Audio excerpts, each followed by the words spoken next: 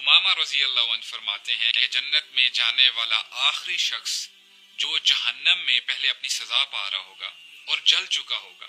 اللہ تعالیٰ اس سے فرمائیں گے کہ اے میرے بندے، اگر تو اپنے گناہوں کا اقرار کر لے تو میں تجھے جہنم سے نکال کر جنت میں داخل کر دوں گا۔ اور پھر تھوڑی دیر کے بعد وہ سوچے گا کہ اگر میں نے اپنے گناہوں کا اعتراف کر لیا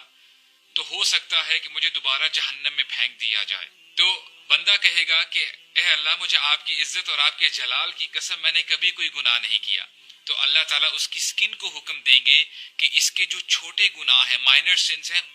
وہ بتاؤ۔ اور جیسے ہی وہ بتانا شروع کرے گی، بندہ بول اٹھے گا کہ اے اللہ، بس بس، میں نے بہت بڑے بڑے گناہ کیے ہیں۔ اور جب نبی کریم صلی اللہ علیہ وسلم یہ حدیث سنا رہے تھے صحابہ اکرام کو، وہ اتنا مسکرائے، وہ ایسے ہنسے کہ ان کے مولر ٹیتھ نظر آ رہے تھے۔ اور پھر فرماتے ہیں میں اس لیے ہنس رہا ہوں کہ جب بندہ ایسا کرے گا تو اللہ سبحانہ و تعالیٰ بھی مسکرائیں گے، اس کے گناہوں کے اعتراف کرنے کی وجہ سے اسے جنت میں داخل کر دیں گے، کہ اللہ سبحانہ و تعالیٰ کو غرور کرنے والے بندے نہیں پسند۔